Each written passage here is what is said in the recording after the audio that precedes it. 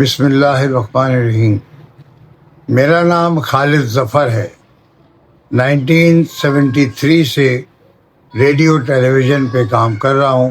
بیچ میں کچھ کام اسٹیج پہ بھی کیا، ایک فلم بھی کی جو سنیما پہ ریلیز ہوئی، اس کا نام تھا مسٹر 420۔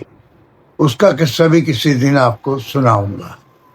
آج میں بات کر رہا ہوں پاکستان کے ہر دل عزیز اور سب سے مشہور ہیرو جنہیں لوگ چاہتے تھے،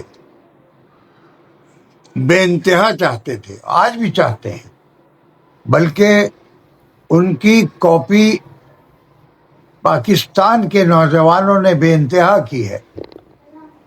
انڈو پاک میں دو ہیئر اسٹائل مشہور ہوئے تھے، ایک دلیپ کمار کا اسٹائل تھا اور دوسرا وحید مراد کا۔ جی ہاں، آج انہی کی بات کر رہا ہوں میں، وحید صاحب کی، وحید مراد کا۔ یہاں سے ماتھے سے بال یہاں جاتے تھے، یہاں آتے ہوں گے۔ تو ذرا وہ جو اس دور کے نوجوان تھے، انہوں نے سب نے وحید اسٹائل شروع کر دیا۔ نائیوں نے بھی فوٹو لگا لی وحید صاحب کی کہ وحید مراد کٹ، وحید کٹ، بال کاٹو بھائی۔ تو بہت ساری تنظیمیں بنی جو اب بھی ہیں۔ اس وقت جو لڑکے تھے، نوجوان تھے، اب بوڑھے ہو گئے، میری طرح، میرے جیسے ہو گئے، وہ سب وحید مراد کلب کے پتہ نہیں کتنے ممبر ہیں، سب وحید کی مانگ نکالتے ہیں، وہی داڑھی، بالوں کا اسٹائل۔ اس میں حد تو یہ ہے کہ فہد مصطفیٰ کے والد صلاح الدین تونیو، وہ بھی وحید مراد سے متاثر تھے، ان کے بال بھی بالکل وحید مراد کٹ تھے، اور لوگ اکثر انہیں ٹی وی پہ کہتے بھی تھے، ہاں بھائی وحید صاحب۔ تو وہ وحید مراد کا اسٹائل تھا ان کے بالوں کا، اور یہ عقیدت تھی وحید مراد سے کہ وہ اس کو اون کرتے تھے کہ یار وحید مراد بڑا ہیرو ہے۔ اچھا، آج ہم وحید مراد پہ بات کریں گے۔ وحید مراد طارق روڈ پہ رہتے تھے۔ یہ پہلے میں نے کبھی کسی زمانے میں پڑھا تھا، یہ گجرانوالہ میں پیدا ہوئے ہیں، لیکن پھر بعد میں کسی اس پہ نظر پڑی تو کہا سیالکوٹ میں پیدا ہوئے۔ بہرحال گجرانوالہ ہو یا سیالکوٹ ہے ایک ہی چیز۔ تو یہ وہاں کی ان کی پیدائش ہے 1938 کی، مہینہ مجھے یاد نہیں، اور 1983 میں ان کا کار ایکسیڈنٹ سے کہتے ہیں انتقال ہوا، اور بہت تیز رفتار سے گاڑی چلا رہے تھے۔ ایک دفعہ پہلے بھی ان کا ایکسیڈنٹ ہوا تھا، منہ پہ چوٹیں آئی تھی، تو انہوں نے فلم ہیرو شروع کی تھی۔ وحید مراد طبیعتاً اچھے آدمی تھے، میرے خیال میں اکلوتے تھے، اور ماسٹرز کیا تھا انہوں نے، پرویز ملک کے دوستوں میں سے تھے، اور شروع میں ان کی ٹیم نے بہت کام کیا۔ پرویز ملک، سہیل رانا، مسرور انور اور وحید مراد، یہ گروپ تھا۔ ایڈیٹر عقیل خان تھے، وہی ایڈٹ کرتے تھے ان کی ہر فلم، یہاں تک کہ ارمان بھی۔ ان کے اسسٹنٹ تھے شکیل، ایڈیٹر، اور میں نے تھوڑی سی ایڈیٹنگ دیکھی ہے، ایک یا دو دفعہ میں گیا تو ایڈیٹنگ روم میں ارمان کی ایڈٹ ہو رہی تھی۔ تو یہ تو میرا ایک تعارف کرایا میں نے وحید مراد صاحب کا۔ تو 66-67 میں Eastern Studio site area Karachi میں تھا، بہت اچھا بڑا اسٹوڈیو تھا، اور وہاں پہ فلور بھی تھے، ایک پیچھے بنا ہوا تھا، وہ تو بالکل کچرا تھا، یعنی بعد میں کچرا ہو گیا تھا وہ، اور ایک فلور تھا ان کا جو فلور 1 کہلاتا تھا، بہت بڑا تھا، میرا خیال ہے 200 فٹ ایسے ہوگا اور 150 فٹ ایسے ہوگا، یعنی اندر گاڑیاں واڑیاں سب چلی آتی تھی۔ اس کا گیٹ بھی کوئی 25 فٹ پہ تھا، پیچھے کا گیٹ، جو ان کے پروجیکشن ہال میں کھلتا تھا یا ساؤنڈ ریکارڈنگ ہال میں۔ تو وہ وحید مراد صاحب کی فلمیں بڑی ہٹ ہوئی، اور اشارہ کی شوٹنگ میں نے بھی دیکھی ہے۔ ایسٹرن اسٹوڈیو کے لان میں فوارہ تھا، انہوں نے فوارے پہ پورا ووڈ ورک کرا کے اس کو وہ ایک ریمپ کی شکل دے دی، اور اس کے ارد گرد وہ اپنے وہاں کریکٹر کر دیے، خود کھڑے ہو گئے وہ، اور پھر اس کے بعد انہوں نے شوٹنگ کی اشارہ کی۔ یہ میں نے دیکھی تھی، ارمان کی ایڈیٹنگ دیکھی تھی، اشارہ کی شوٹنگ میں نے کچھ پورشن گانے کا تھا، آخری بار مل رہے ہیں ہم، اور پھر کیوں نہ مسکرا کے ملے۔ تو یہ وحید صاحب کا، وحید مراد کی جوڑی سب سے زیادہ جو اچھی لگی لوگوں کو، میں اپنی بات نہیں کرتا، جو ان کی کیمسٹری تھی وہ زیبا کے ساتھ۔ اچھا، یہ بڑے عروج پہ تھے بھائی، وحید مراد صاحب کا عروج تھا کہ کیا بات ہے، اللہ بخشے، اور سادہ سے آدمی تھے، ان کے اسٹائل تھے۔ ہمارے میک اپ مین ادریس صاحب کہتے تھے عورت میں حسن اتنا نہیں ہوتا جتنا اس کے انداز ہوتے ہیں، ناز و ادا، ناز نخرے۔ وحید مراد صاحب گاڑی چلاتے تھے نا، لوگ یوں چلاتے ہیں، وحید مراد صاحب ایسے نہیں ہے، ایسے ایک کھڑکی کے باہر ہاتھ رکھا، گردن ایسے ہلکی سی ٹیڑھی، اور ایسے موڑتے تھے ایسے۔ تو یہ اسٹائل تھا۔ Dodge Dart sky blue colour کی کار تھی ان کے پاس، 67 ماڈل، اور وہ اس میں ہی آتے تھے اسٹوڈیو میں ایل شیپ کا تھا، تو جیسے ہی انٹر ہوتے ہیں تو یہ وحید مراد کا کمرہ، اور یہ لابی جا رہی ہے، سمجھے، یہ کمرہ ہے تو یہ لابی، یہ پورا یہاں لان ہے، اور یہاں سے ہی چلتے ہوئے یہاں واش روم ہے، یہاں پیچھے پروجیکشن میں چلے گئے، لیفٹ میں مڑ جائے تو میک اپ روم یہ ہے وہ، اور 2-3 دفتر فلموں کے، اور پھر فلور 1 کا دروازہ۔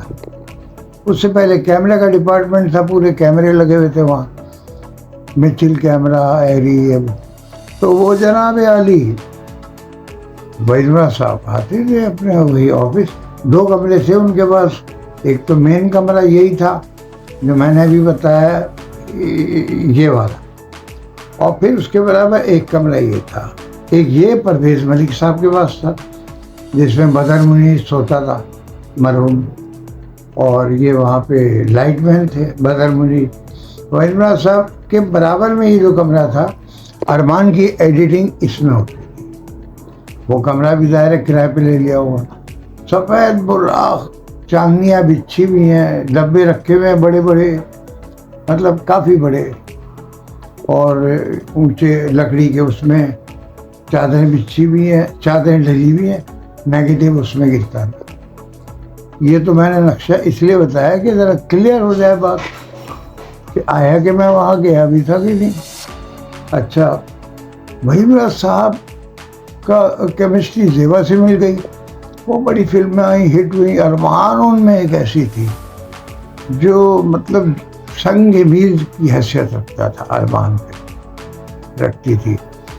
تو ارمان کے بعد ابھی ان کا اور دور چلنا تھا، تو محمد علی صاحب کی شادی ہو گئی زیبا سے، اور وہ شادی جو ہوئی تو ان کو شاید منع کر دیا ہوگا محمد علی صاحب نے، اب تم فلموں میں کام نہیں کرو گی، تو انہوں نے چھوڑ دیا کام، اور پھر کبھی میں نے نہیں دیکھا کہ وہ یہ کسی فلم میں نہیں آئی زیبا وحید مراد کے ساتھ، اور جوڑی بہت اچھی لگتی تھی، دونوں سلیم تھے، وحید صاحب بھی سلیم تھے، وحید مراد پیٹ ویٹ کچھ نہیں، سلیم باڈی، خوبصورت آدمی، بہت پرکشش، کشش بہت ہے۔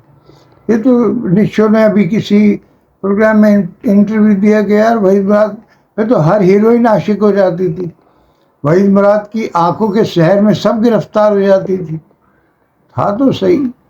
اچھا، میں 1967 میں کلاس 6 کا امتحان دے چکا تھا. اس کے بعد ہم لوگ انڈیا گئے والد صاحب کے ساتھ. ظاہر ہے بچہ تھا میں, سب بہن بھائی والد صاحب. وہاں میں ایک دن بیٹھا ہوا تھا, ہندی اخبار تھا, تو میں نے کسی سے پوچھا. ہمارے لیے تو ہندی بیکار, مطلب سمجھ میں نہیں آتی تو بیکار ہو گئی. میں نے پوچھا یہ کیا لکھا ہے, تو اس سے لکھا یہ فلاں سنیما ہے یہاں پر آگے, کمار ٹاکیز کوئی. میں نے کہا اچھا اچھا, میجسٹک ہوگا, کچھ بھی ہوگا. پھر کہنا ہے کہ یہ فلم کا نام ہے گناہوں کا دیوتا. ابھی میں نے کہا نام اردو میں لے رہا ہے اور لکھا ہوا ہندی ہے. دل میں سوچا, اس سے نہیں کہا. خیر جناب, میں قریبی تھا وہ دلی میں چلا گیا اس سنیما ہال میں. باہر دیکھا پوسٹر لگے ہوئے ہیں, اور پوسٹر پہ بندر چڑھے ہوئے ہیں, اس کی بھاگ رہے ہیں, دوڑ رہے ہیں, کود رہے ہیں, کھیل رہے ہیں. کوئی 60-70 بندر تھا بھائی وہ. ہم اندر گئے, اندر جا کے بیٹھ گئے. فلم شروع ہوئی. میرے ادھر بھی عورت, ادھر بھی عورت, میں بیچ میں. ہمارے یہاں تو اس طرح ٹکٹ نہیں بڑھتے. ہمارے یہاں تو لیڈیز اگر ہے تو اس کو الگ طرف دھکیل دیتے ہیں, مردوں کو الگ طرف. خیر میں تو بچہ ہی تھا, کلاس 7 میں جانے والا. میں بیٹھ گیا, فلم دیکھتا رہا. میں ابھی فلم دیکھی تو میں نے کہا یہ تو وحید مراد کی کاپی کر رہا ہے. بال بھی ویسی بنا رکھے ہیں اس نے. وہ تھے جتیندر, وہ گانوں میں وحید مراد صاحب کی ایکٹنگ کر رہے تھے. اب کسی نے وحید کی فلم دیکھ لی ہو یا کچھ ہوا ہو, وی سی آر کا دور تو تھا نہیں, اور بس ذرا الگ تھلگ رہتے تھے. اچھا, ان کا کوئی, میں نے کہیں نہیں پڑھا نہ سنا کہ ان کا کوئی بھائی بھی ہے. کا دور تو تھا نہیں, اس زمانے میں وی سی آر آیا ہی نہیں تھا. تو مجھے تو بھائی جتیندر صاحب وحید مراد کی کاپی لگے. مگر وحید کا انداز جو تھا وہ جتیندر سے کروڑاں درجے بہتر تھا. اچھا یہ کہ لوگ کہنے لگے غرور ہے, مغرور ہے, تکبر ہے سے بہت. تو بھائی جو ایک بچہ اکیلا پلتا ہے نا, تو اسے اکیلے رہنے کی عادت ہو جاتی ہے. وحید مراد صاحب کے ساتھ بھی یہی ہوا ہوگا, کیونکہ وہ اکلوتے ہوں گے تو انہوں نے پرورش پائی اکیلے میں. اکیلے کمرے میں بیٹھے ہوئے خود سے باتیں کر رہے ہیں. جو دوست یار ہوں گے اسکول کے, کالج کے, یونیورسٹی کے, ان سے تھوڑی بہت کر لیتے ہوں گے. والد صاحب نثار مراد صاحب تھے, وہ پاک فلم نام تھا ان کے ادارے کا. وہ لائٹ ہاؤس کے پاس بلڈنگ میں ان کا دفتر تھا. ڈسٹریبیوٹر تھے وہ فلموں کے, اور یہ پڑھ رہے تھے. پھر انہوں نے 2-3 فلموں میں ابا کی جو تھی بنائی ہوئی بنانے والی, ان میں ایکٹنگ بھی کر لی. ایک تو گدا گاڑی کی کچھ رائڈ وائڈ تھی, اس ہیرا پتھر. اور ایک تھی شاید دامن, ہاں دامن ہی تھی. سبیا ماوری ہیں اور ایسے کچھ یاد آ رہے. تو جناب یہ اس میں کام کرا انہوں نے. اچھا 1983 میں ان کی ڈیتھ ہوئی, نوجوانی میں ہی سمجھو 45 40 45 42 48 سال کی عمر ہوگی تو انتقال ہو گیا. اچھا ان کی شادی ہوئی تھی میمن فیملی سے. میمن ہیں ان کی وائف تھیں, اللہ بخشے. اور یہ ظاہر محبت کی شادی نہیں تھی, اور نہ ہی وہ تھی, بس یہ کوئی خاندانی معاملات ہوں گے جو وہ شادی کر دی انہوں نے. دوسرے ایک بات اور یہ کہ وحید صاحب اتنی عورتیں لڑکیاں عاشق کے میں بتا نہیں سکتا. میں اس دور میں ایسٹرن اسٹوڈیو آنے جانے لگا, حالانکہ چھوٹا ہی تھا, مگر یہ کہ میں چلا جاتا تھا. دروازے میں وہ ریسیپشنسٹ قدیر تھا, منع کرتا تھا, نہیں بند. اچھا بچے کو باہر ہی نکالنا چاہیے, لیکن اس کی آنکھ بچی, 4 آدمی جا رہے ہیں, ہم ان کے پیچھے پیچھے آڑ میں اندر چلے گئے. کیسا کیڑا تھا ہمیں نہیں پتا. کلاس 6 کلاس کا بچہ, اور ایسٹرن اسٹوڈیو جا رہا ہے, اندر دوست بن گئے 2-3.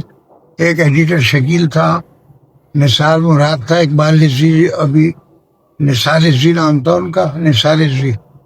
تو وہ ڈائریکشن سائڈ پہ سے ایک شجاع تھا، کیمرہ مین نذیر حسین کا چھوٹا بھائی، یہ دوست بن گئے، مطلب بڑے تھے ایلڈرلی، لیکن ہمارے سے ان کی سلامت اچھی ہو گئی، تو آنے جانے کے لیے ہم نام ہی نکال لیتے تھے۔ تو وحید مراد صاحب کے ایک دفعہ کا واقعہ ہے، اخبار میں آیا تھا کہ وحید مراد صاحب کا اپنا واش روم تو تھا، لیکن وہ کمرے کے باہر جو پبلک واش روم ہوتا ہے وہاں سے گزر رہے تھے تو کسی نے ان کے پیٹ میں چھریاں مار دی۔ عجیب بات ہوئی ہے، وہ معمہ آج تک سلجھا نہیں کہ ماری چھریاں کس نے تھی۔ بعد میں مشہور ہوا فلاں بدماش نے ماری ہے، فلاں نے ماری ہے، ہم نے بھی نام سنے ان کے، لیکن یہ معمہ سمجھ میں نہیں آیا تھا کہ یہ چھریاں کس نے لگوائی وحید مراد پہ قاتلانہ حملہ۔ بہرحال پھر ان کا بڑا عروج کا دور تھا، زیبا کی شادی ہو گئی، 50% یہ ڈاؤن ہو گئے، پھر ان کو کراچی سے لاہور شفٹ ہونا پڑا، مزید 25% یہ ڈاؤن ہو گئے۔ تو ان کے متعلق ہم یہ سنتے تھے کہ یہ گولیاں کھاتے، اچھا قوام کا پان کھاتے تھے، یہ ڈبل مراد آبادی قوام ٹائپ کا پان۔ اچھا اب سیٹ سے کال آ گئی، چلے جی بھائی صاحب کال ہے، تو وہاں اپنے لان کے پاس کھڑے ہو کے ٹوتھ برش سے دانت صاف کر رہے ہیں اپنے، دیکھا ہوا ہے یہ کھلی کی دانت وہاں صاف کیے، فلور پہ پہنچ گئے۔ تو مطلب یہ کہ یہ اس دور میں ہی سنا تھا یہ ایڈکٹ ہو گئے ہیں گولیوں کے، کوئی ہوگی دوا جو یہ کھاتے ہوں گے۔ شہرت جو ہے یہ ہضم کرنا بھی بڑا مشکل کام ہے، اور وحید مراد صاحب جس شہرت کی بلندیوں پہ تھے، آپ سمجھ لیں کہ دلیپ صاحب انڈیا میں، پاکستان میں وحید مراد، ڈائلاگ ڈیلیوری میں یہ گلے سے ان کے جب وہ بیس بناتے تھے تو غاؤں آواز نکلتی تھی، لیکن اس کے باوجود اوور آل پرفارمنس اس پہ حاوی تھی۔ تو جناب یہ وحید مراد صاحب پھر لاہور میں ایک وقت ایسا آیا کہ لوگوں سے کام مانگنے لگے، شاہد حمید نے ان کے لیے کوئی فلم شروع کی اور اس میں ان کو کاسٹ کیا، لیکن وہ فلم بھی بن نہیں سکی، بدنصیبی یہ بھی ہوئی۔ اور کوئی کہتا ہے کہ شاہد صاحب فلاں فلم کی شوٹنگ ہو رہی تھی، شاہد صاحب آئے، انہوں نے سب کو سلام کیا، محمد علی بھی تھے، یہ بھی تھے، اور سب نے جواب دیا، ہاتھ ملائے۔ وحید مراد صاحب نے چہرہ ٹرن کر لیا، مطلب ابے تو کون؟ یہ ہم نے سنا ہے۔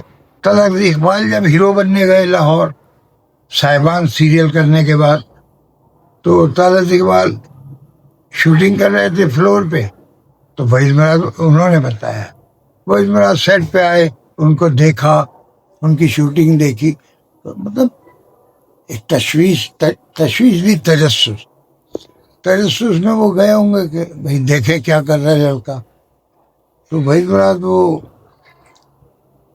کہتے ہیں کہ بھائی مغرور ہو گئے، پھر ایونیو کے فوارے پہ کھڑے ہو کے جناب وہ رو رہے ہیں۔ یہ تو ایسی بکواس ہے، سڑک پہ روئے گا آدمی یا فوارے پہ چوک پہ روئے گا؟ تو شاید امید آئے، انہوں نے کہا مجھے کوئی کاسٹ نہیں کر رہا۔ یہ بات تو ہے، کاسٹ کوئی نہیں کر رہا، گولیاں کھاتے تھے یہ کہتے ہیں لوگ، لیکن میں اس پہ نہیں۔ ہاں سائیکولوجیکلی پرابلم تو ہوتا ہے، ایک آدمی عروج دیکھے پھر سوال پہ آ جائے تو نفسیاتی دباؤ تو ہے۔ بہرحال